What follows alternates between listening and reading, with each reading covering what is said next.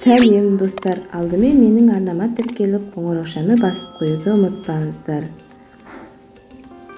Бүгін сіздермен бірге гипстен жасалған копилканы үйренетін боламыз достар. Ол үшін бізге қажетті заттар: форма, гипс, чепчиктер, одноразный стакан керек болады.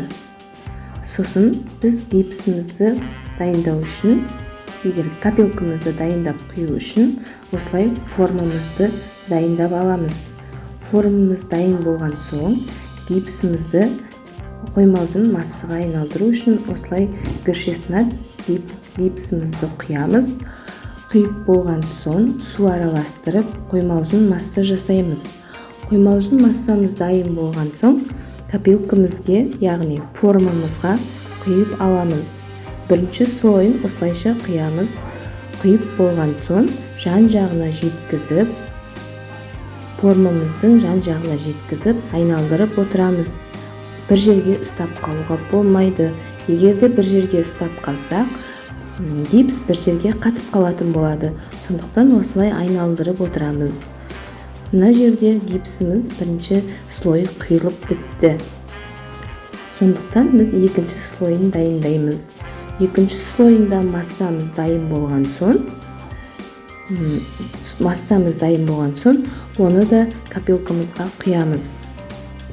Копилкамызға құйып, осылайша екінші слойын жүргіземіз. Екінші слойында осылай айналдырып, жеткіздіріп аламыз. Оны болған соң, үшінші слойын құямыз. Үшінші слойын не үшін құямыз? Біздер табанын жабу үшін құямыз, яғни астын жабу үшін. Ол үшін бір айналдырып шығамыз, және осындай тегіс ыдыспен астын жабатын боламыз. Астын жауып, тегіс жерге ұстаймыз. Бір айналдырып шығып, астын осылай тегіс жерге қоямыз.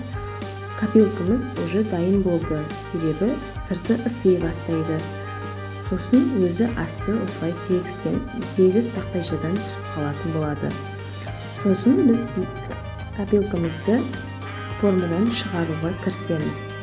Чепчиктерімізді ашып, формасынан жайлап, абайлап, сындырып алмай, ептеп ашатын боламыз. Егер формамыз гипске жақсы дайындалған болатын болса, гипсіміз оңай әрі тез түсетін болады.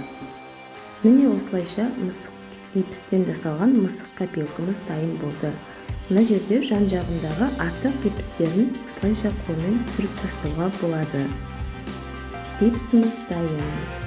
Егер гипсіміз 3 күн тұрса, ағарып, бұдан да дайын болады.